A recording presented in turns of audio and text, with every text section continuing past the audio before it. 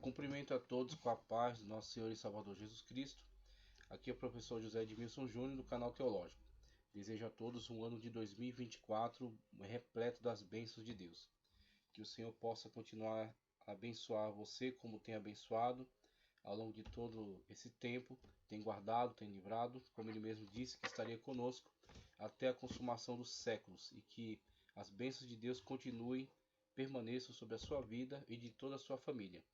E agora, dando início a esse trimestre, esse novo trimestre, primeiro trimestre de 2024, estamos aqui diante da uma lição extraordinária, que com certeza vai trazer muita edificação, muitas informações relevantes para todos nós. O corpo de Cristo, ok? O corpo de Cristo, origem, natureza e vocação da igreja no mundo. Origem, natureza e vocação da igreja no mundo. E foi muito conveniente porque uma das salas do núcleo teológico de Pinheiros, setor 34 da Assembleia de Deus do Belém, presidida aí pelo pastor Adelício, e eu tendo a oportunidade de estar auxiliando, inclusive estou ministrando aulas nessa matéria, eclesiologia, ok? Matéria de eclesiologia, material da FAESP. Então estamos tendo aula de eclesiologia nesse período, agora nesse núcleo teológico de Pinheiros. Então a gente aproveita, né, esse conteúdo também para os alunos que estão integrando a esse núcleo, e vamos percorrer as páginas dessa revista desse tema, com esse tema extraordinário, né, para esse trimestre, e também trazer contribuições da declaração de fé das Assembleias de Deus, material excelente. Traremos teologia sistemática pentecostal também em outra ocasião, e aqui declaração de fé das Assembleias de Deus, cuja leitura já quero proceder agora. Na página, deixa eu ver aqui, página 119, tá? O capítulo 11, sobre a igreja, ok? Sobre a igreja. Então a declaração de fé das Assembleias de Deus diz a respeito do tema igreja o seguinte: cremos, professamos e ensinamos que a igreja é a Assembleia Universal dos Santos de todos os lugares e de todas as épocas. Olha que coisa extraordinária que ele já nos comunica aqui nessas primeiras linhas, né, desse texto, desse material excepcional. A igreja, quem é? Ok? Constituída por quem? A igreja é um CNPJ, a igreja é uma placa, um nome fantasia que colocam lá na fachada. A igreja é um grupo de pessoas com determinado nível acadêmico ou financeiro, social. Quem é a igreja? Ela é constituída por que grupo, ok? E os integrantes dessa igreja, de que época são, em que contexto estão? Ele deixa muito claro aqui para nós que a igreja ela é constituída pelos santos. Então, quem são esses santos? Esses santos não estão assim qualificados porque têm alguma qualidade inerentes a si, ok? Mas porque são separados para Deus. Então, santos no sentido de terem sido comprados com o sangue do Senhor Jesus Cristo e estarem vivendo em obediência a Ele, obediência à Sagrada Escritura, e devido a esta condição são sim qualificados como santos e santas, porque são exclusivos para Deus. O Senhor Jesus Cristo é o seu único e suficiente Salvador, e eles vivem num relacionamento de exclusividade para com Deus, para com Cristo.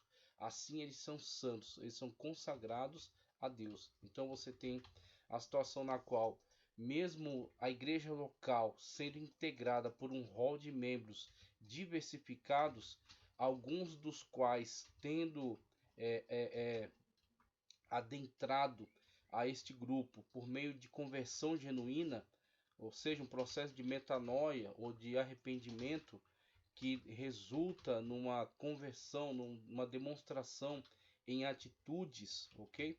Então você tem uma mudança de mente num arrependimento que reflete numa mudança de atitude.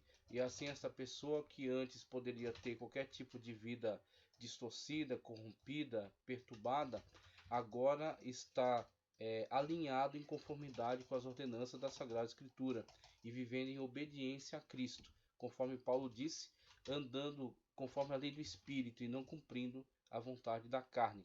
Então são estes, ok, que integram a Igreja de Cristo, a Igreja Universal dos Santos, como ele mesmo diz, de todos os tempos e todas as épocas, porque mesmo tendo estes ou estas partido daqui, desta terra, desta vida, deste momento, eles continuam diante de Cristo, ok? Então, diante de Cristo, eles não estão mortos, eles não passaram, eles não deixaram de existir.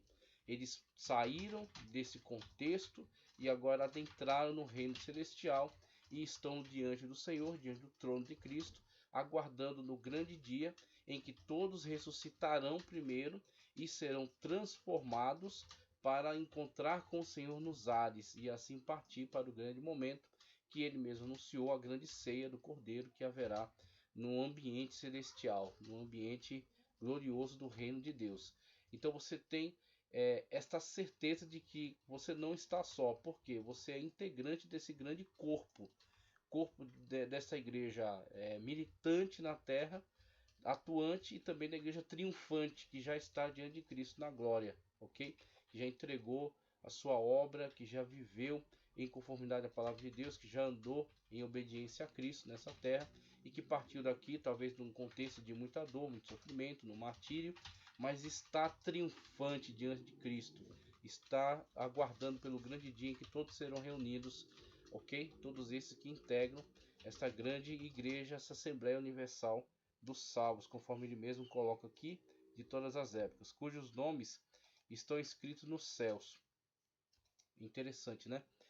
Você só poderia descobrir os integrantes genuínos da Igreja de Cristo consultando essa lista, ok? Não é uma lista de hall de membros de igreja local, que tem lá, dentre os nomes que estão ali arrolados, você tem pessoas que de fato vivem sim uma conversão genuína, estão servindo a Jesus Cristo em espírito e verdade, e outros que infelizmente apenas aderiram a um determinado movimento porque concordam com tal ideologia ou porque entendem que ali é um contexto benéfico, é um contexto agradável, então aderem, mas sem uma abertura total para uma transformação de vida, para serem novas criaturas. E são essas pessoas que, infelizmente, em determinado momento, devido a muitos desvios que acontecem, né, no decorrer da vida, da história, acabam muitas das vezes se afastando ou até trazendo escândalos quando passam a se comportar de maneira vergonhosa para o Evangelho. Então, existe a situação da apostasia, em que alguém foi de fato um crente autêntico,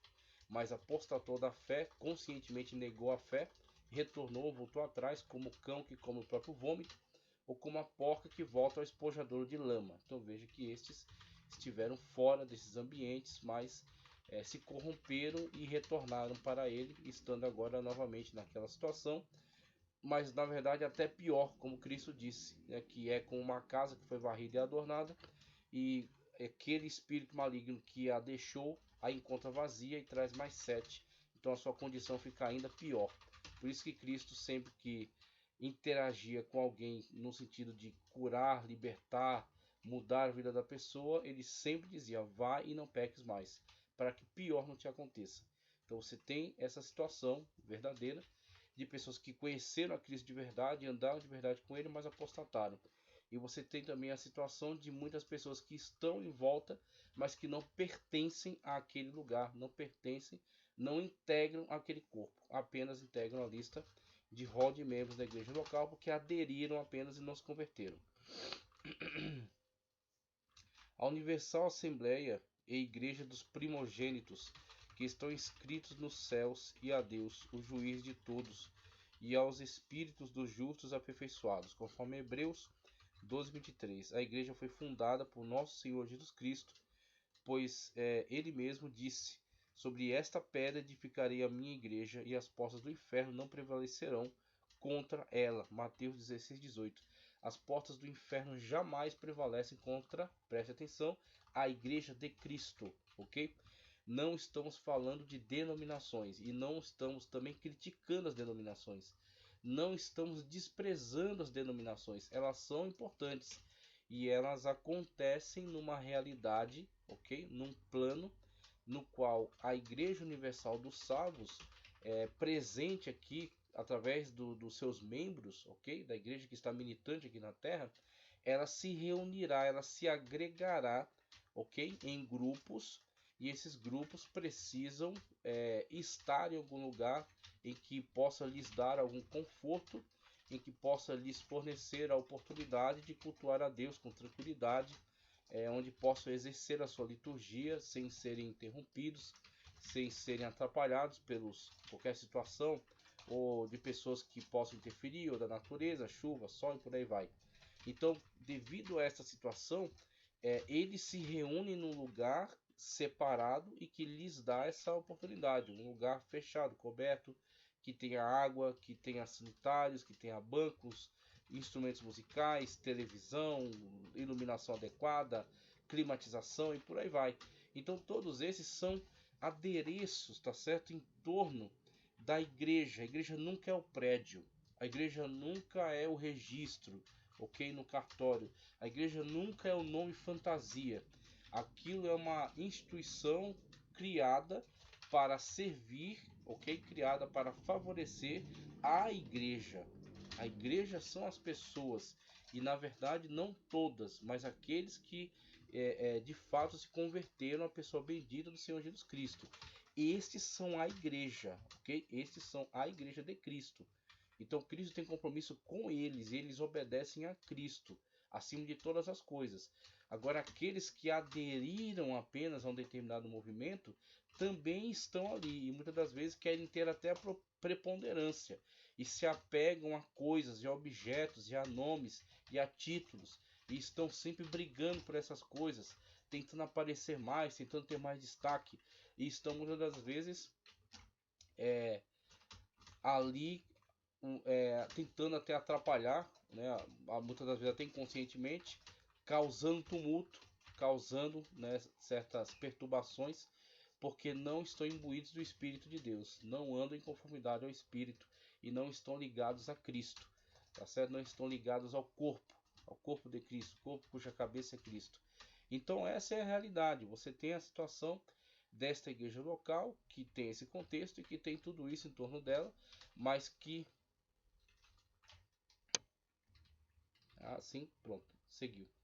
Mas que nunca pode ser confundida, a igreja não pode ser confundida com o prédio ou com o registro em cartório, com o nome fantasia que ela toma para si, ok? São denominações que são importantes, são fundamentais para atender a igreja, para serem instrumentos por meio do qual a igreja de Cristo, as pessoas, tá certo, que de fato estão em conformidade à palavra de Deus e têm comunhão com Cristo, porque nasceram de novo, nasceram da água do Espírito, para que estes possam ter um lugar confortável onde adorar a Deus e exercer as suas atividades, né? Possam estar de fato diante de Deus, trabalhando, exercendo, né, os seus talentos, seus dons e podendo servir ao Senhor de maneira perfeita, né? Servir ao Senhor com toda tranquilidade e apresentar a Ele um culto racional, ok?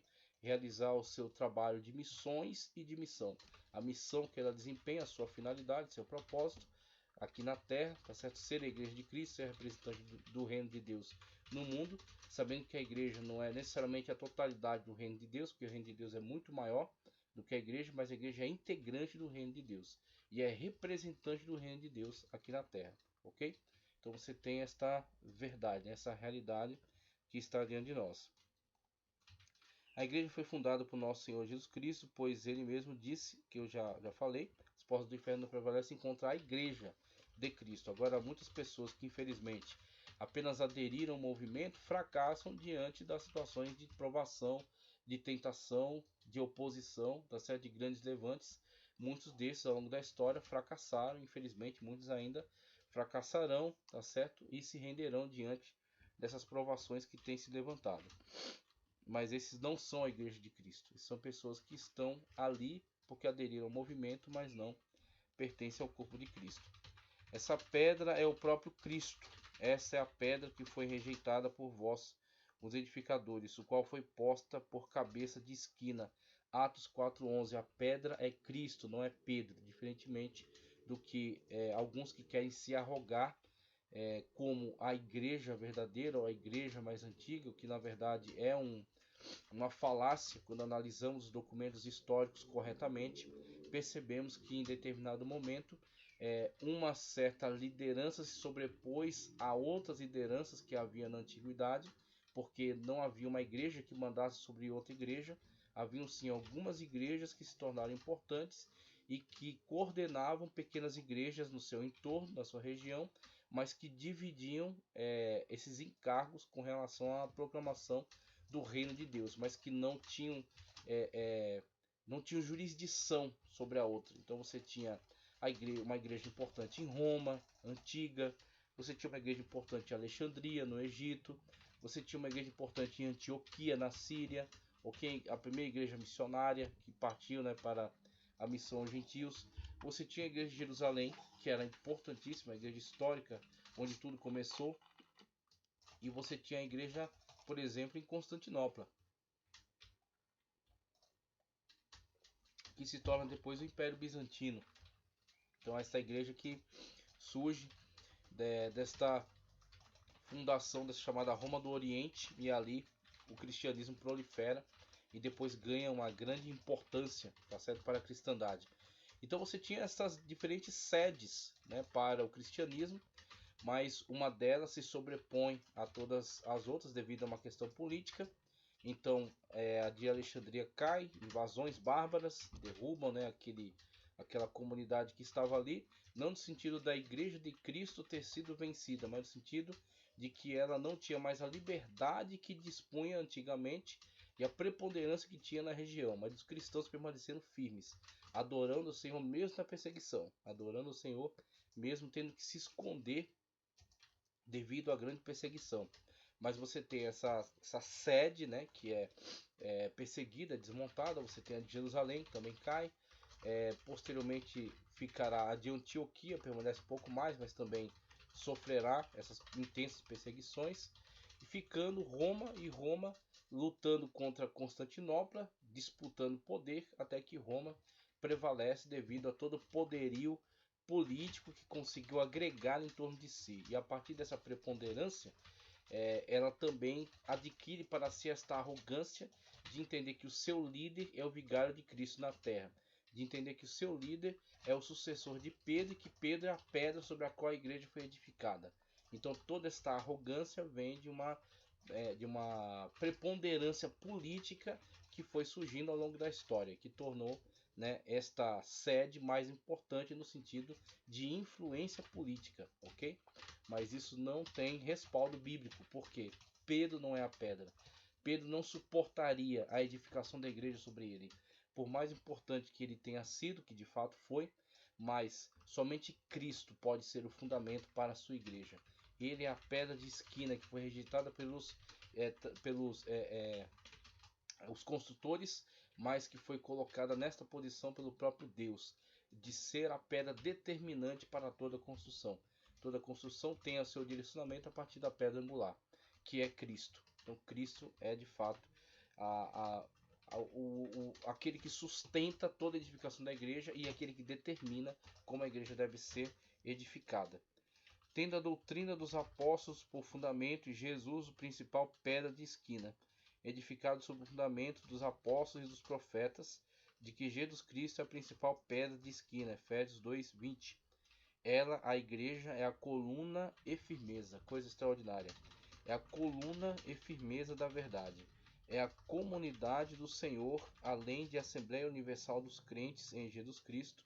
O vocábulo igreja refere-se ao grupo de crentes em cada localidade geográfica. Ensinamos que a igreja é una e indivisível, um só corpo, um só espírito, uma só fé, um só batismo. A igreja envolve um mistério que não foi revelado no Antigo Testamento, mas que foi manifesto aos santos na Nova Aliança. Então temos aí o cremos falando acerca desta universalidade da igreja e também da sua unidade. A sua unidade é em Cristo, ok? Então mesmo com essa diversidade cultural que nós observamos, crentes de todas as culturas, crentes de diferentes denominações, aqueles mesmo em diferentes denominações que são fiéis a Cristo Jesus, e a sua palavra, que não estão enganados, né, dentro de seitas heréticas que levam a pessoa à condenação, mas que estão seguindo em fidelidade às Sagradas Escrituras e tendo nascido de novo, nascido da água do Espírito, estando em ligação direta com Cristo, integrando o corpo de Cristo, são a Igreja Universal dos Santos em toda a terra, ok? Então nós temos aí essas primeiras definições a partir do cremos, falando acerca do corpo de Cristo. Então a gente ao longo do trimestre verá a origem, natureza e vocação da igreja no mundo. Veja só. Os temas, né, que serão abordados, 13 temas. Primeiramente, depois a gente fala mais um pouco sobre José Gonçalves, mas um importante teólogo da nossa igreja que está contribuindo com esses apontamentos, né? Então, o tema 1 é a origem da igreja, né, que está sendo abordado já. Depois vem imagens bíblicas da igreja, natureza da igreja, a igreja e o reino de Deus. Veja, a igreja e o reino de Deus. Interessante estudarmos nessa interação entre essas duas realidades aqui, né? A igreja e o reino de Deus. Aqui a gente falou bastante acerca disso em eclesiologia. A amplitude do reino de Deus. Como o reino de Deus, todo domínio, né, de Deus, domínio cujo qual ele nunca perdeu. Ou seja, que ele sempre esteve controlando, coordenando, dominando, exercendo seu poder, sua autoridade, sua soberania, seu reino, ok? E dentre o reino a igreja integra o reino e o representa na terra. A igreja está na terra e representa o reino de Deus aqui, ok? Cristo disse, o reino de Deus está entre vós. E aí o reino de Deus, que é esta presença de Deus através da igreja, e é espiritual, ok? Então não pode ser delimitado, tá certo? Não pode ter as suas fronteiras determinadas geograficamente. Ele é a presença de Deus, onde estão 2 ou 3 reunidos, ali está. Então ali está o reino de Deus representado, ok? Você tem então esta realidade, essa verdade, na qual o reino de Deus se manifesta por meio da igreja de Cristo Jesus, que está presente na terra. Na oração, como Cristo falou, né? Venha o teu reino, seja feita a tua vontade, assim na terra como é no céu. Assim no céu, no teu reino, que esta vontade seja feita e prevaleça aqui na terra, e que venha o teu reino, ok? Então ele clama pela presença do reino de Deus entre nós. Quando a igreja está viva e atuante, representando, como foi dito aqui, coluna e firmeza da verdade, ela está trazendo o reino de Deus para a terra. Ela está vivendo em conformidade com as diretrizes do reino de Deus, independentemente das leis que sejam sancionadas no Congresso, que estejam em circulação, tá certo? Conforme o Supremo, nós temos uma diretriz, que é a diretriz do reino de Deus. Muitas coisas são lícitas, mas nem tudo convém, porque muitas das vezes não convém àquele que é um representante do reino de Deus, e que anda conforme a diretriz da Sagrada Escritura. Ok? Então temos esta importante verdade a estudar, né? A missão da Igreja de Cristo, extraordinário. A igreja, organismo e organização, essa distinção que eu já comecei a fazer entre a Igreja Universal dos Salvos e a igreja local, ok? Então você tem essas distinções importantes. O ministério da igreja, a disciplina na igreja, o batismo, primeira das ordenanças, Santa Ceia do Senhor, segunda ordenança. Então você tem essa estrutura da igreja que não é tão complexa, mas é muito profunda, no sentido de ter essas ordenanças e que são fundamentais para que, cumprindo-as, nós deixemos muito claro para todos e para nós também que somos integrantes desta igreja de Cristo e estamos em obediência a ele. São ordenanças e não pedidos, né? O culto da igreja, então falar um pouco sobre liturgia, o papel da pregação no culto, sobre a comunicação da palavra de Deus, homilética, o poder de Deus na missão da igreja, maravilhoso, extraordinário. Sequência, lição 1, 7 de janeiro de 2024, então a lição que será ministrada amanhã, se Deus permitir. A igreja, a origem da igreja, Textual nos diz: e disse-lhes Pedro, arrependei-vos e cada um de vós seja batizado em nome de Jesus Cristo para perdão dos pecados, e recebereis o dom do Espírito Santo.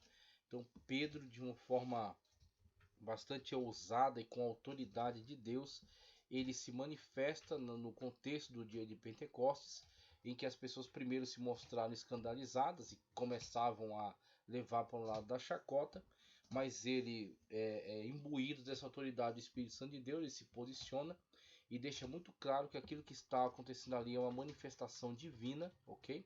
Então é uma manifestação do poder de Deus, e aqueles que entenderam essa comunicação, que estavam atônitos diante disso, requereram de Pedro uma orientação sobre o que fazer. E Pedro, com toda a tranquilidade, com toda a autoridade, ele deixa muito claro qual é o processo. Arrependei-vos. Primeiro, uma situação espiritual, que precede a situação da atitude, da ação, ok? Então você tem um arrependimento verdadeiro em relação aos seus pecados, e isso só pode ser vivenciado através de uma ação do Espírito Santo, que já teve o seu desenvolvimento, já teve o seu curso, quando o Espírito convenceu do pecado, da justiça e do juízo. Uma vez a pessoa tendo sido atingida pelo convencimento do Espírito Santo, ela não resistindo à voz do Espírito, decorre daí um arrependimento autêntico, ok? Uma mudança de mente, uma metanoia. A partir dessa metanoia, ela vai requerer um posicionamento, ok? No plano da ação, no plano físico. É onde ele diz: arrependei-vos e cada um de vós seja batizado em nome do Senhor Jesus Cristo para perdão dos pecados. E agora você tem esta segunda graça maravilhosa, que é: você primeiro se arrependeu, foi batizado, um ato público, né, de submissão a Cristo Jesus, sepultamento do velho homem para a ressurreição do novo homem em Cristo Jesus. Então, o selo da promessa da salvação que está sobre nós através da bendita salvação em Cristo Jesus. E agora não somente isso, mas um revestimento de poder. E sereis batizados, ou seja, recebereis o dom do Espírito. E recebereis o dom do Espírito. Um arrependimento, uma confissão pública que demonstra que esse arrependimento é verdadeiro, é autêntico. Você deixa claro para todos que você é uma nova criatura, e decorrente disso agora vem o dom do Espírito Santo, que te capacita, o dom que é o presente. O Espírito Santo de Deus te dá um presente. E o presente é te capacitar, te revestir de poder para ser uma testemunha do Senhor Jesus Cristo, para proclamar, para atender a grande ordenança aí de por todo mundo e pregar o evangelho a toda criatura. Agora você é uma testemunha do Senhor Jesus Cristo através da sua própria vida. A verdade prática: a igreja é a família de Deus, ok? Então a gente não pode perder essa dimensão aqui, ó.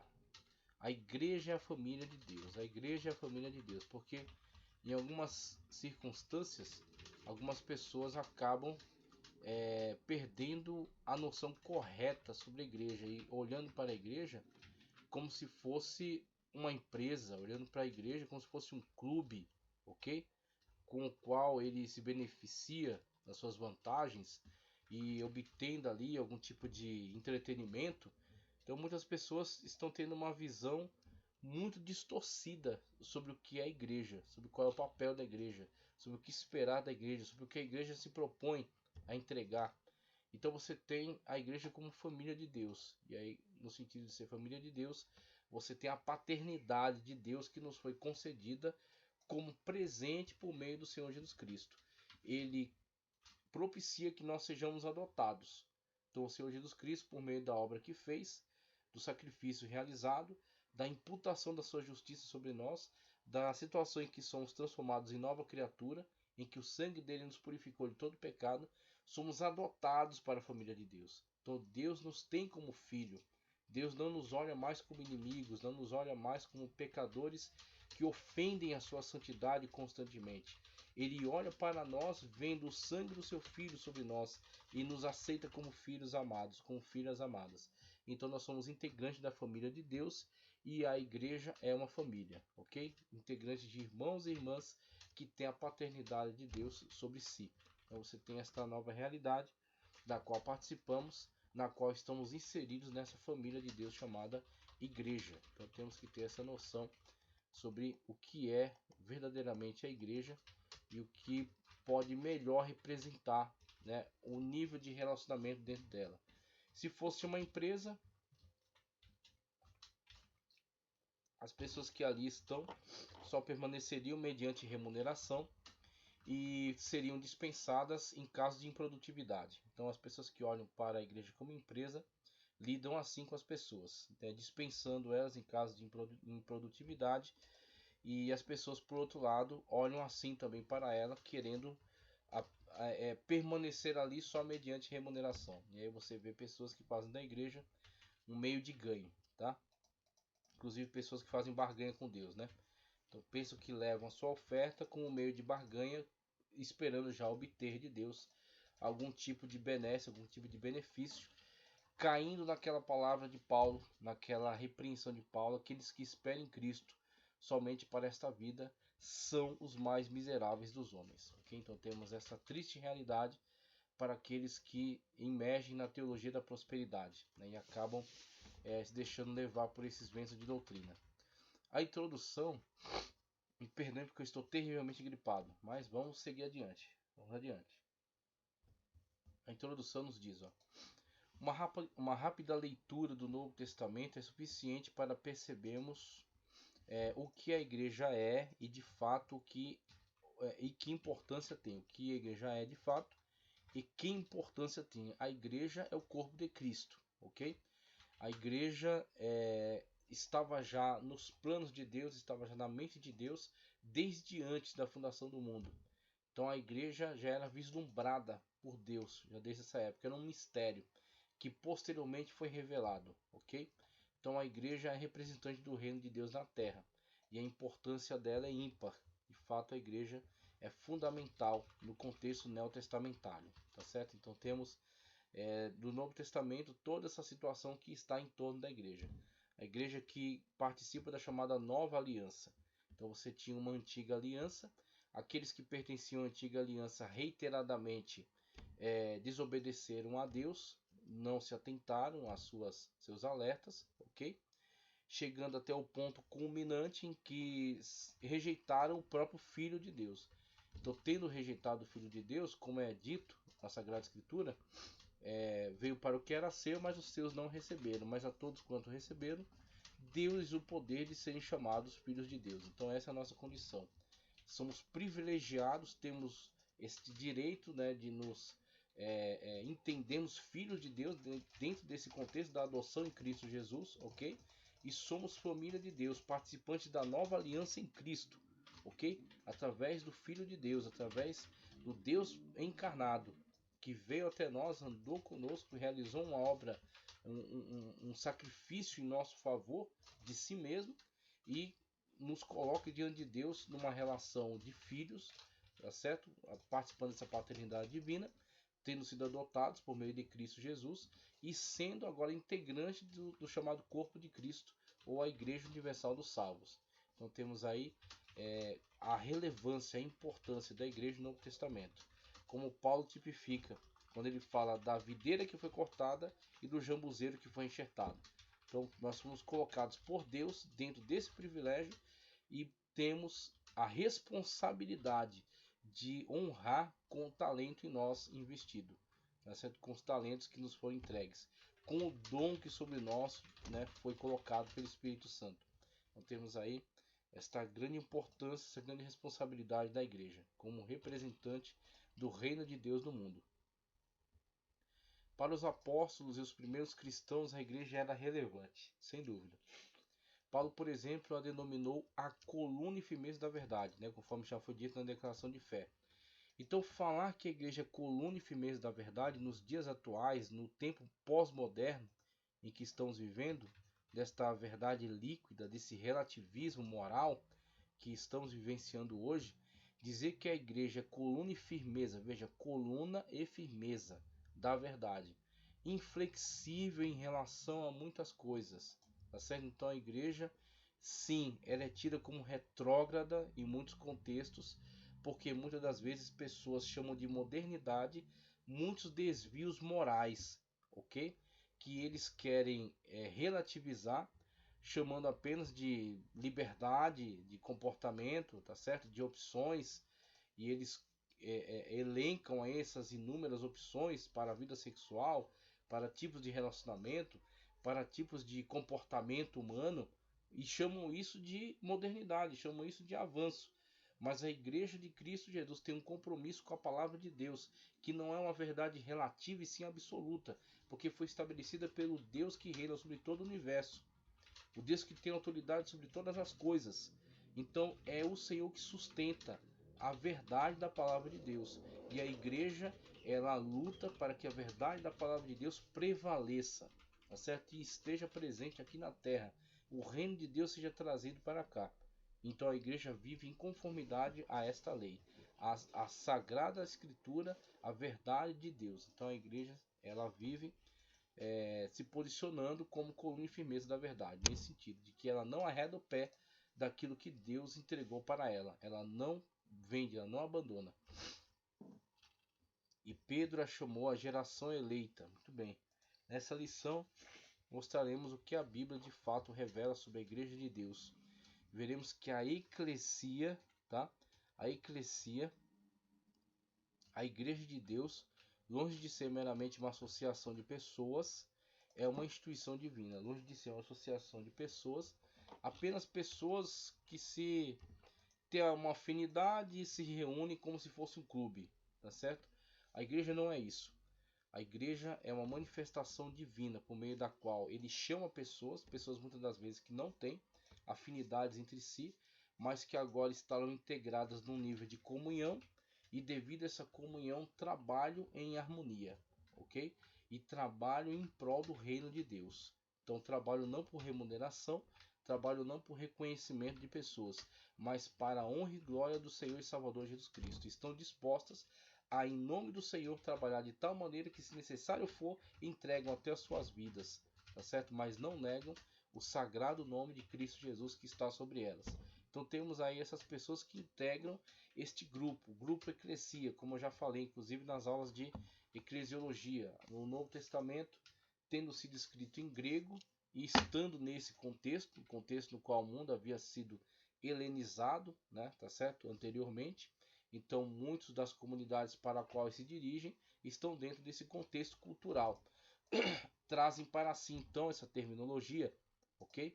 Dentre elas, a eclesia, que falava a respeito dessas importantes reuniões nas quais os cidadãos que tinham direito ao voto se reuniam na ágora para praticar a chamada democracia e decidir o destino da polis ou da cidade, tá certo? Então temos aí esse importante mover que dizia respeito à eclesia, esta reunião de pessoas que estão nesse mesmo propósito. Então não é um ajuntamento de pessoas somente, é uma reunião de pessoas que estão num propósito. Existe um porquê delas estarem reunidas e elas têm um propósito nessa reunião. Assim também, aqueles que estão em Cristo Jesus estão reunidos por um motivo, porque o Senhor os salvou e o Espírito Santo de Deus reina sobre eles. Então eles têm um porquê estão reunidos e um para quê também. E tem um propósito de proclamar o reino de Deus a toda a terra. Então é por isso que eles estão caminhando em comunhão, em conjunto, fazendo a obra de Deus, ok? Então, assim temos a eclesia. O povo de Deus na Bíblia e na história. No Antigo Testamento, veja, o termo no Antigo Testamento, tanto na forma como na função, não é apenas uma raça ou nação, mas todos aqueles que de diferentes raças e nações que foram comprados pelo sangue de Cristo, no qual não há judeu, não há grego, não há bárbaro, não há cita, não há servo, não há livre, não há homem, não há mulher. Então você tem agora a igreja que reúne junto a si essas pessoas de diferentes camadas da sociedade e diferentes contextos sociais e anula todas essas diferenças, fazendo todas elas, tornando todas elas como um corpo só. É una, como foi dito na declaração de fé da Assembleia de Deus. A igreja é una, mesmo com as suas diversidades, diversidades culturais, étnicas, políticas, tá certo? Até ideológicas. Então tem pessoas que adotam diferentes formas de perspectiva filosófica e por aí vai. Mas todos eles são concordantes em relação à verdade suprema, que é Jesus Cristo é seu único e suficiente Salvador. Jesus Cristo é Deus e é Senhor. Então eles estão unidos em torno da verdade na qual Jesus Cristo é o seu Senhor. Então eles são integrantes do corpo de Cristo. Cristo é o nosso cabeça, ok? É a cabeça desse corpo. Assim, o seu sentido no Novo Testamento é majoritariamente sacro, isto é, uma assembleia de crentes que se juntaram para adorar a Deus, ao propósito. Eles estão juntos, então a igreja não é o prédio, a igreja são as pessoas, tá? Essas pessoas não vivem uma vida individual, porque individualmente ninguém é igreja. Assim também, na situação da eclesia, como o termo no seu original, dentro do seu contexto, uma pessoa não é uma eclesia, tá certo? A eclesia é a reunião deles, desta comunidade que está na polis, que está dentro daquele contexto, ok? E que são cidadãos e participam dos destinos, do rumo daquela sociedade. Então, quando eles se reúnem, eles são uma eclesia. Assim também, aqueles que estão reunidos em torno de Cristo Jesus. Os desigrejados não têm pretexto aqui. Por quê? Porque não é somente essa questão ligada a denominações, é uma questão que está relacionada intimamente com a comunhão, com a união, ok? Então eles estão unidos, e uma vez que estão unidos nessa comunidade, Cristo é que dá a eles os ministérios, conforme será analisado aqui posteriormente nas lições que virão. Os ministérios foram dados por Cristo, porque ele deu apóstolos, presbíteros, diáconos, tá certo? Evangelistas, doutores. É Cristo que dá. Dentre essa comunidade, elenca alguns para exercerem esse ministério, e o ministério é o serviço. Então eles servem a Cristo por meio desses ministérios que foram concedidos, e assim Cristo deu esta comunidade, esta igreja, aqueles que se responsabilizam pelo ensino, aqueles que se responsabilizam pelo aconselhamento, se responsabilizam pela liturgia, pela ordem no culto, ok? Então foi Cristo quem deu, para que o culto aconteça de forma que o nome de Deus venha a ser glorificado. Tudo isso tem que ser observado, porque compõe a igreja de Cristo. Compõe a igreja de Cristo. Não é apenas um ajuntamento de pessoas. Então, algumas 10 pessoas combinam. Vamos lá no shopping, vamos tomar um café e vamos fazer uma oração. É até um bom programa, mas não uma igreja, ok? Então a igreja ela está reunida em torno desse grande propósito de ser a coluna e firmeza da verdade, ser representante do reino de Deus na terra, de cumprir com a missão de adoração a Deus em espírito e verdade, de instrução dessas pessoas, por meio dos ministérios que foram dados. Então Cristo instrui, comunicando a doutrina dos apóstolos e profetas, né, por meio desses ministérios que o Senhor levanta, e dirigindo a vida do povo para que, como diz o apóstolo, possa apresentar a igreja como uma noiva, sem defeitos, sem rugas, ok? Uma igreja que seja apresentada em estado de perfeição para Cristo Jesus, por meio desses ministérios que são devidamente exercidos. Dessa forma, deixa eu ver aqui. Jesus, por exemplo, usou o termo eclesia com sentido exclusivo. Povo adquirido pelo seu sangue, Mateus 16:18. Dessa forma, o uso paulino de eclesia nas suas epístolas designa sempre a comunidade dos salvos. Assim vemos Paulo saudando a igreja, 1 de Coríntios 1 e 2, ensinando as igrejas, 1 de Coríntios 7 e 17, disciplinando o uso dos dons na adoração da igreja, 1 de Coríntios 14, 4 e 5, 12, 19, 23, 28, 33, 34 e 35. E dando diretrizes à igreja, 1 de Coríntios 16, 1. Maravilha? Então você tem aí essa situação na qual especificamente este grupo reunido é a igreja, e Paulo se dirige a eles para trazer instruções. Ok? Então é um grupo que está ali coeso, reunido, em comunhão, vivenciando essas experiências boas e ruins e sendo instruídos por aqueles que Deus levantou para esse trabalho, para esse ministério. O apóstolo Paulo, tá certo, que através do exercício do seu apostolado fundou aquela comunidade ali, né? Proclamou o evangelho e trouxe à existência ali uma comunidade de adoradores. E a partir do trabalho que foi ali erguido por ele, ele comunica agora a companheiros fiéis que darão continuidade a esse processo, trazendo ensino e edificação, e ele também participando intimamente desse processo de edificação dessa comunidade cristã que agora vive ali para a honra e glória do nome do Senhor, né? Para glorificar a Deus na terra. Na história cristã, é o ponto 3, há quem creia que a igreja subsiste governada pelo sucessor de Pedro. Aqui eu já apontei um pouco acerca disso aqui. E pelos bispos em comunhão com ele. Isso aqui já foi um argumento até relevante na época que Marcion questionou muito sobre a autoridade daqueles que ensinavam a palavra de Deus e que estipulavam o que era cânon e o que não era cânon, porque ele queria trazer perturbação para essa ordem canônica. Ele queria estabelecer um cânon a partir do ponto de vista dele, e principalmente motivado pelas ideias gnósticas que ele defendia. Então ele entendia que todo o Antigo Testamento era descartável e que permaneceria apenas com o Novo Testamento, dando ênfase para Cristo, para as palavras de Cristo e para as cartas de Paulo. Então o cânon dele era esse.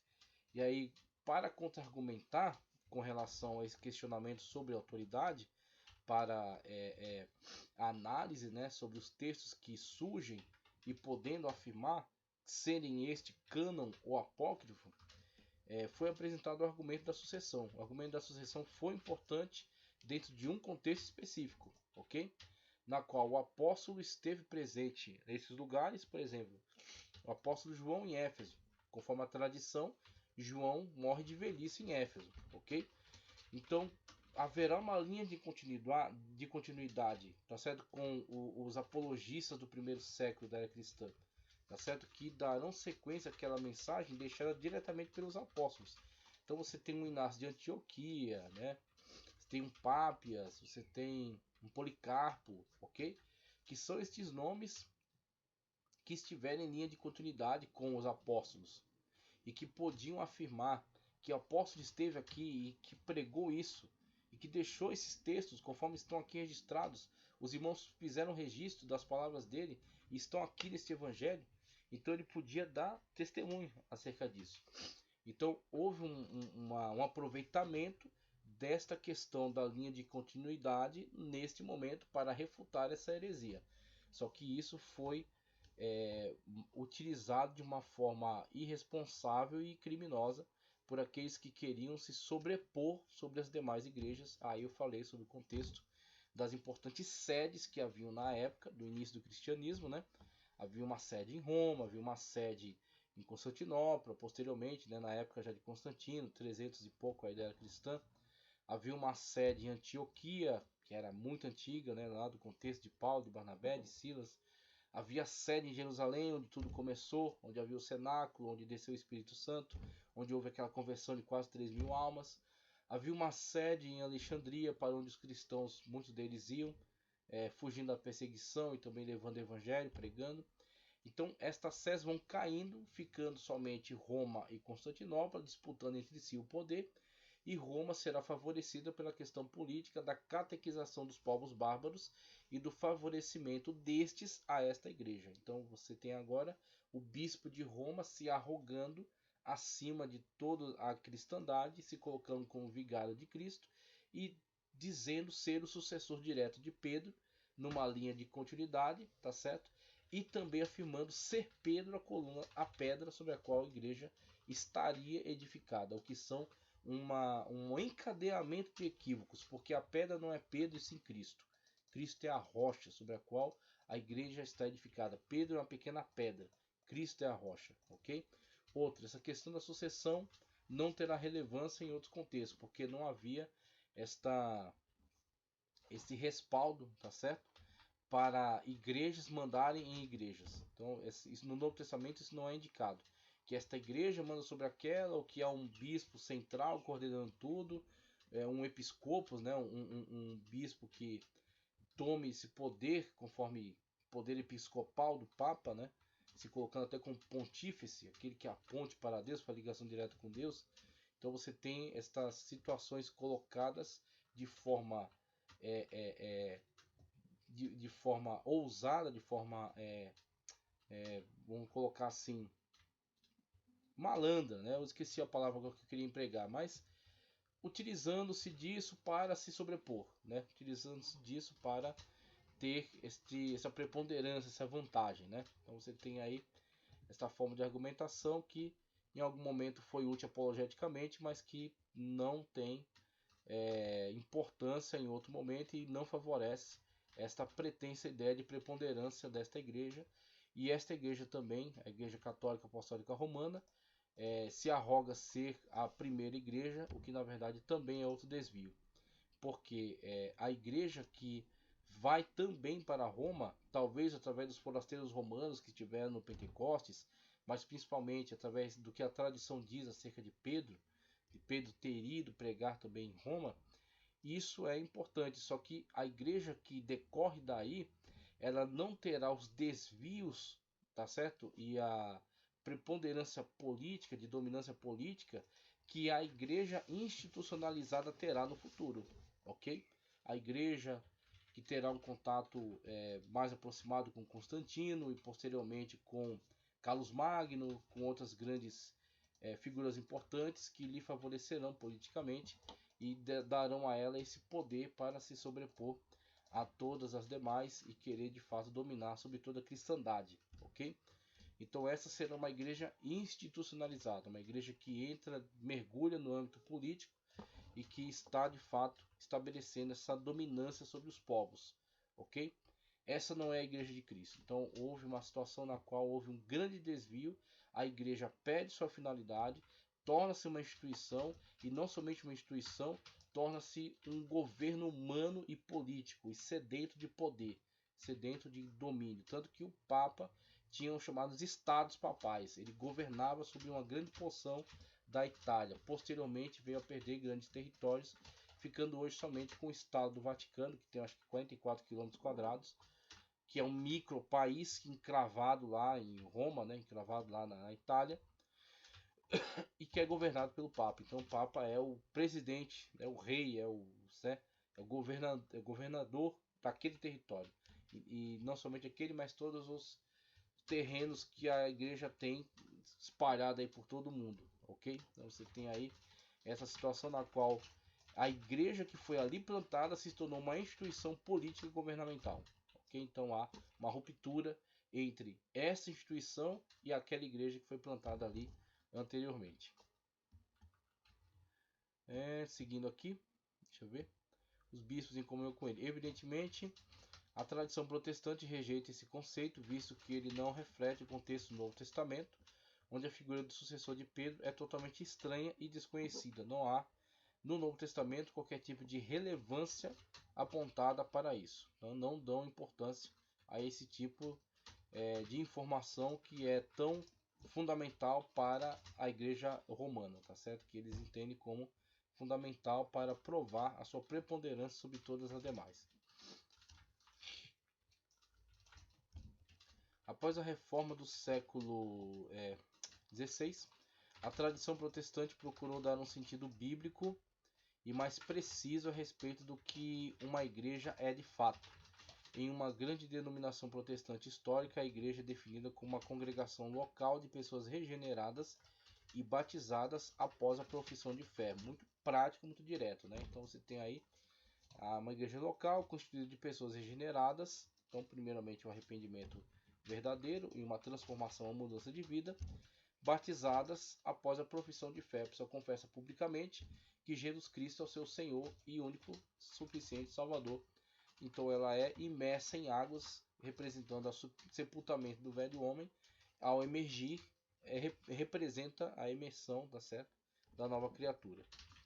Por outro lado, de acordo com o documento de uma grande denominação pentecostal americana, entendemos a igreja como o corpo de Cristo. Essa definição é muito boa. O corpo de Cristo, a habitação de Deus através do Santo Espírito, com divinas nomeações para cumprimento de sua grande comissão, onde cada crente nascido do Espírito é parte integrante da Assembleia Universal e da Igreja dos primogênitos que estão inscritos no céu, conforme Efésios 1, 22, 23, 2, 22, Hebreus 12, 23. Muito boa essa segunda definição, porque aborda todos esses aspectos que são fundamentais para entender a igreja, tá certo? Corpo de Cristo, então a igreja é isso, Cristo é a cabeça, nós somos o seu corpo, cada um membro, né, desse corpo. Habitação de Deus através do Espírito Santo, muito bem, somos templo e morada.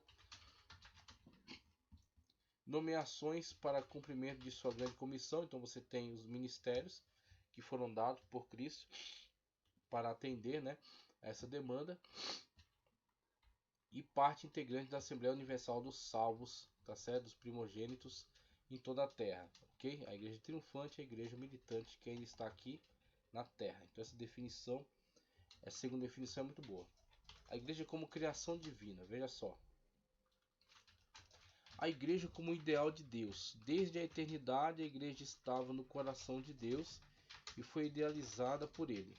Em sua essência, ela é um projeto divino, como também nos elegeu nele, em Cristo, ok? Antes da fundação do mundo. Aí você tem o âmbito da onisciência, por meio da qual Deus sabe de todas as coisas, nada escapa ao seu conhecimento. E não somente a onisciência, mas dentro da onisciência, um aspecto muito interessante, um atributo incomunicável de Deus, que é a presciência. Deus sabe de todas as coisas de antemão. Deus sabe do futuro.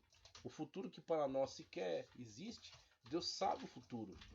Deus conhece o futuro, ok? Deus olha para o futuro. Então nós temos aí um atributo incomunicável de Deus, através do qual só Ele tem esse poder de ter essa presciência, de conhecer as coisas de antemão. Então esse Deus que conhecia tudo de antemão tinha o pleno conhecimento. A igreja já estava no seu coração, na sua mente, antropomorficamente falando, né? Antropopaticamente falando, já era realidade para Deus, ok? E que viria a concretizar-se posteriormente. Então era um mistério, porque estava oculto em Deus. Mas Deus já sabia acerca dessa realidade e dessa verdade.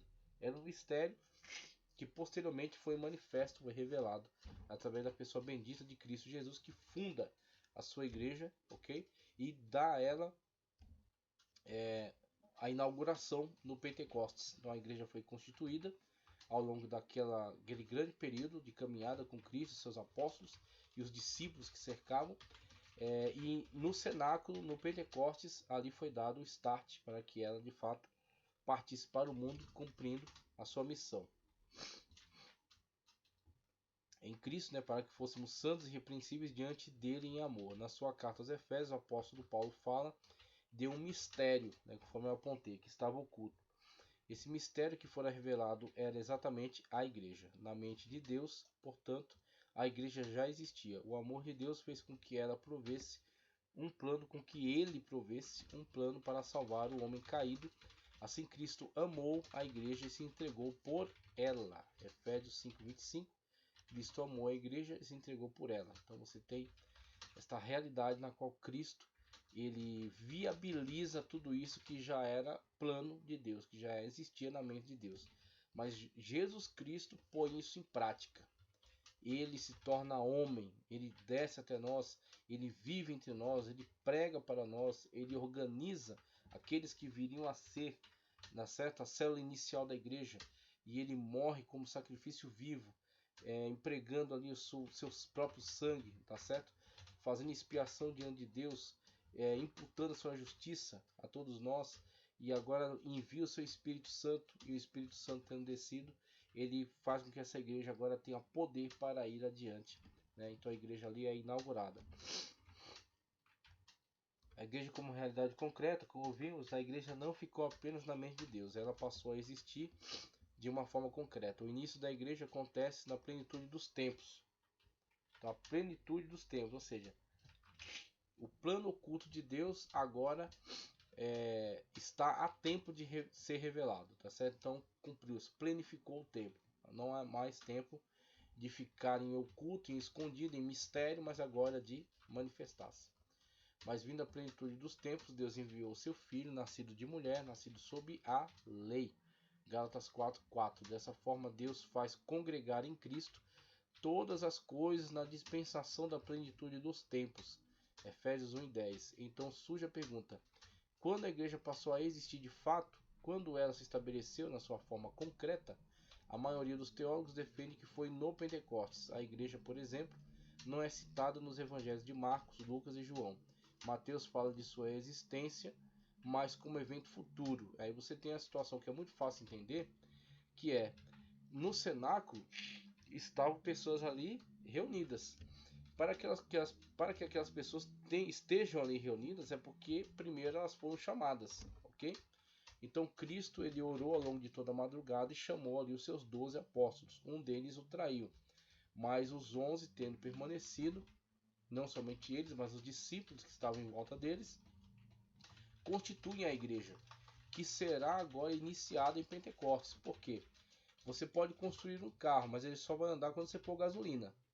Então, acredito que é uma ilustração para isso. A igreja foi construída, foi gerada, ok? Então é uma criança que está na fase gestacional, está dentro da barriga da mãe. Nós não olhamos para ela, ela não existe ainda entre nós. Ela existe já como um ser, está dentro do ventre da sua mãe, desde que houve ali a união, tá certo, do elemento da mãe e do pai, ali constitui um novo ser. Então está ali em processo gestacional.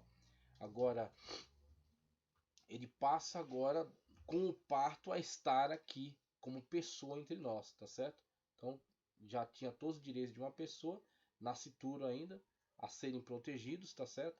Mas quando ele é dado à luz, agora ele está entre nós, nós vemos a sua face, tá certo? Nós interagimos com ele. Antes a interação era indireta, alguém tenta brincar e tal, mas era indireta. Agora ele está entre nós, está aqui como presença, né? Então você tem a situação na qual a igreja primeiro estava no processo gestacional, então estava ali sendo formada, sendo constituída, e em Pentecostes, quando o Espírito Santo de Deus desce, ali a igreja é de fato inaugurada. Ela parte para o mundo agora com poder e autoridade, proclamando o reino de Deus, proclamando Cristo, o único Salvador, ok? Então ali a igreja de fato está em funcionamento.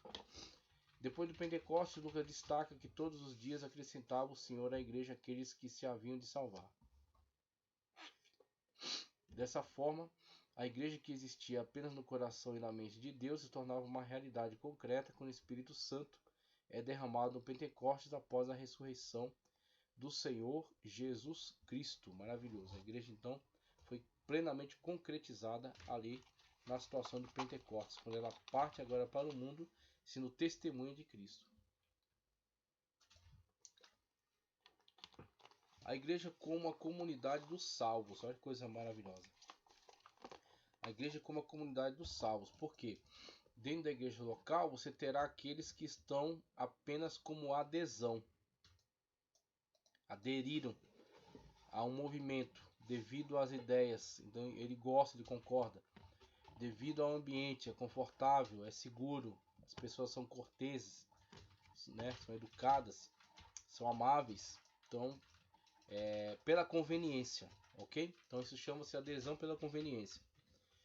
E quando a pessoa começa a se desgostar daquele ambiente porque ele não é mais agradável como ele foi em algum momento, aí ele vai passar a observar defeitos e principalmente ele vai se decepcionar porque ele gerou expectativas equivocadas em relação ao qual é o propósito, qual é a finalidade daquela igreja. Então algumas pessoas pensam que a igreja existe para ser entretenimento, para que ele vá ali e ouça uma boa pregação, que seja inteligente, bem feita, né, com todos os pontos e vírgulas e palavras bem adequadas, um cântico que seja bem afinado, ok, com uma letra, uma harmonia, tudo com alta qualidade.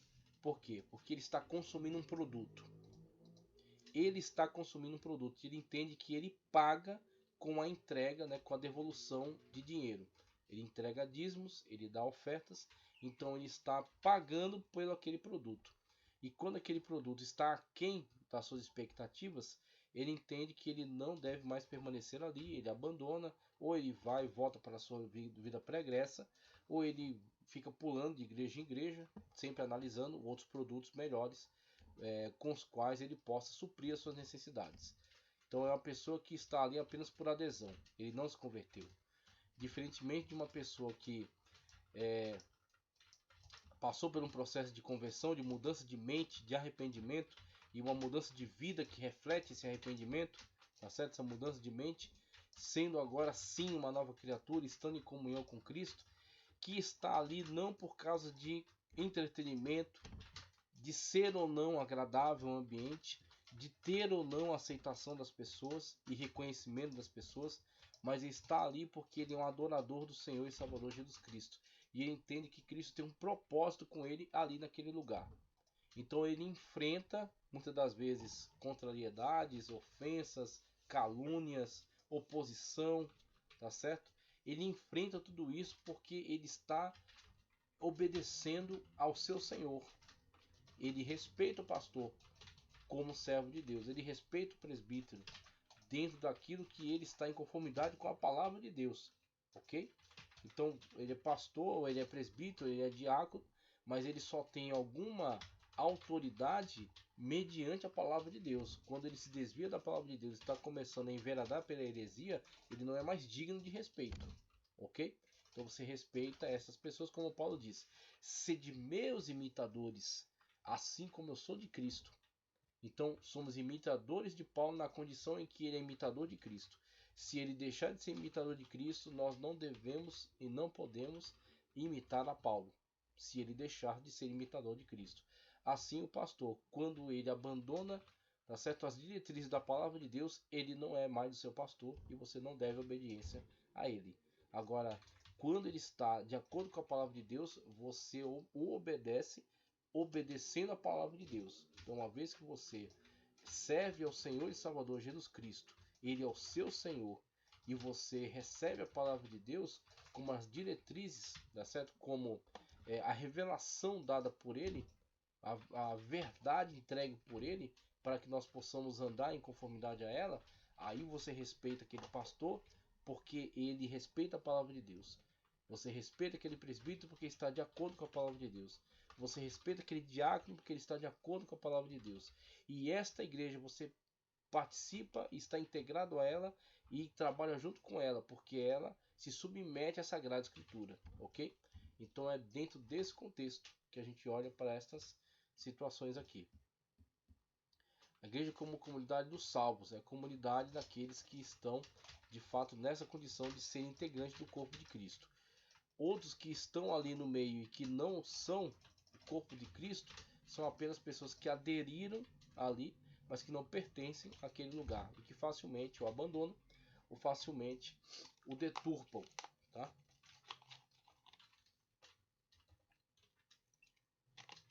Tem que tomar cuidado com certas ideias que são dadas à igreja como conselho, como estratégias e que muitas das vezes vêm de um coração não converso, ok? Fazendo da igreja comércio, fazendo da igreja política, fazendo da igreja entretenimento, ok? E desviando da sua finalidade. No Pentecostes, o apóstolo Pedro disse: arrependei-vos, cada um de vós, e seja batizado em nome do Senhor Jesus Cristo, para perdão dos pecados. Atos 2,38. Com essas palavras, o apóstolo Pedro estava dizendo como se dá o ingresso de uma pessoa na igreja, ou seja, por meio do arrependimento e do batismo. A igreja é uma comunidade cristã formada por pessoas regeneradas que fizeram uma pública profissão de fé. Então, não inventa moda. Esta é a forma dada no Novo Testamento para a constituição, a formação da igreja, ok?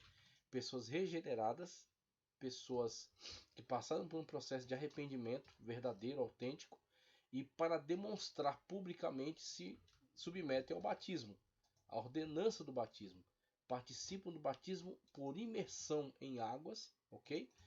E fazem profissão de fé, né, de que o Senhor Jesus Cristo é seu único e suficiente Salvador, e agora cumprirão uma outra ordenança de Cristo, que é participar da Santa Ceia, onde é celebrada essa comunhão com a pessoa bendita de Cristo Jesus, através do seu sacrifício, o corpo que foi dado, né, na cruz do Calvário, e que é representado pelo pão, tá certo? Então o corpo foi entregue na cruz, o pão é partido, é dado, o sangue foi vertido na cruz do Calvário e o suco de uva representa esse sangue. E esse cálice, né, é o cálice da nova aliança em Cristo Jesus. Então temos aí toda essa importante representatividade, esse memorial que é a Santa Ceia do Senhor. Ordenança, batismo e Santa Ceia. Então temos aí a Igreja de Cristo. É exatamente esse o sentido da palavra grega metanoio, ok? Metanoio, traduzido aqui por arrependimento, significa uma mudança de mente. Assim, a igreja é formada por pessoas que estavam no pecado, a caminho da condenação eterna, mas que, graças ao Evangelho, tiveram suas vidas transformadas, uma vez que ouviram esse evangelho, o Espírito Santo interagiu diretamente com elas para que elas se arrependessem e se convertessem ao Senhor Jesus Cristo. Selados pelo Espírito Santo, já foi dito que a igreja tem sua origem no dia de Pentecostes, ok? Por meio do Espírito de Deus, somos batizados no corpo de Cristo. A igreja, então, passamos a fazer parte dela. O corpo de Cristo, a igreja, né? Passamos a fazer parte dela. É exatamente isso que o apóstolo Paulo diz aos Coríntios na sua primeira carta. Pois todos nós fomos batizados em um Espírito, formando um corpo, quer judeus, quer gregos, quer servos, quer livres, quer livres, né? E todos temos bebido de um Espírito. 1 de Coríntios 12, 13. Ok? Então, esta união plena através do Espírito Santo. Você tem a situação que só a igreja proporciona no mundo e que Roma detestava isso, chamando a igreja de niveladora dos povos. E de fato, a igreja é isso mesmo. A igreja é uma niveladora das pessoas. Então, pessoas de diferentes camadas sociais, diferentes estratos sociais na sociedade, são niveladas na igreja, porque todas vêm na mesma condição de serem pecadores condenados ao inferno. Todos pecaram e destruídos estão na glória de Deus. Essa é a condição das pessoas, ok? Eles vêm para Cristo Jesus, são integrados à igreja, tá certo? Arrependimento verdadeiro e batismo são integrados à igreja. Nessa condição, independentemente do status quo da sua condição social, todos têm o mesmo valor diante do Senhor Jesus Cristo. Todos são pessoas que eram pecadoras, condenadas e agora são salvos na pessoa bendita de Cristo Jesus. E terão agora seu desenvolvimento a partir do relacionamento que estabelecem com Cristo, dando mais abertura ou menos para a sua ação dentro delas, né? Então o Senhor Jesus Cristo, ele empregará, tá certo, na pessoa, na sua obra, e essa pessoa terá um desenvolvimento de acordo com a entrega que ela faz de si mesma para esse trabalho. Então, quer ela possa ter um desenvolvimento muito avançado se ela se entrega e dá liberdade ao Espírito Santo de Deus para agir por meio dela, ou ela terá, né, uma situação mais limitante se ela não tem toda essa abertura. Mas todos são selados pelo mesmo Espírito. Então você tem a mesma situação na qual todos são nivelados nessa condição. Eram pecadores, se arrependeram e, tendo se arrependido, são agora selados no Espírito Santo. O Espírito Santo é o selo que garante a nossa salvação. O batismo de Cristo e do Espírito. O apóstolo Pedro exortou os presentes no dia de Pentecostes a se arrependerem e também disse: e recebereis o dom do Espírito Santo. Atos 2:38. Assim podemos afirmar que Cristo batizou os crentes com o Espírito Santo e com fogo, um batismo de capacitação. Atos 1:4. Enquanto o Espírito os batizou no corpo de Cristo, um batismo de iniciação formando a igreja. Então você tem a situação do batismo, tá certo? Com o Espírito Santo, um revestimento de poder. E o batismo do Espírito Santo no corpo de Cristo, ou seja, o Espírito Santo de Deus te batiza em Cristo, te imerge em Cristo, porque o batismo é imersão. Então o Espírito Santo de Deus te coloca no corpo de Cristo. E não somente isso, mas Cristo imerge você no Espírito. Ele reveste você do Espírito, através do batismo com o Espírito Santo, revestimento de poder, autoridade para pregar. Conclusão, nessa lição vimos como surgiu a igreja fundada por Jesus Cristo. Ela existiu primeiramente no plano de Deus até se estabelecer no Novo Testamento, após a morte e ressurreição de Cristo e a infusão dos cristãos no corpo de Cristo por meio do Espírito Santo. A igreja, portanto, não foi idealizada por homem algum, nem tampouco está fundada sobre teses humanas, ideologias humanas. O seu fundamento é Cristo, nosso Senhor, a pedra angular, a rocha sobre a qual estamos firmados. O seu fundamento é Cristo e a cabeça da igreja. Por isso, é um grande privilégio fazer parte da igreja, o corpo de Cristo, independentemente, tá certo? Acima de denominações e instituições. O corpo de Cristo, ser integrante do corpo de Cristo. E sendo integrante do corpo de Cristo, estar na denominação, estar dentro da instituição, trabalhando para Cristo, para a honra e a glória do Senhor e Salvador Jesus Cristo. Então eu agradeço por você ter permanecido até aqui. Peço para que você curta o vídeo, compartilhe, inscreva-se no canal. Já estamos em 3.820 inscritos. Se você nos ajudar, vamos chegar a 5.000, a 10.000 e vamos adiante, tá certo? Fazendo a obra de Deus, proclamando a palavra, comunicando o ensino e fazendo com que as pessoas possam ser cada vez mais edificadas sobre a rocha que é Cristo Jesus, através das suas sagradas escrituras. Muito obrigado, fiquem com Deus e uma excelente aula de Escola Bíblica Dominical.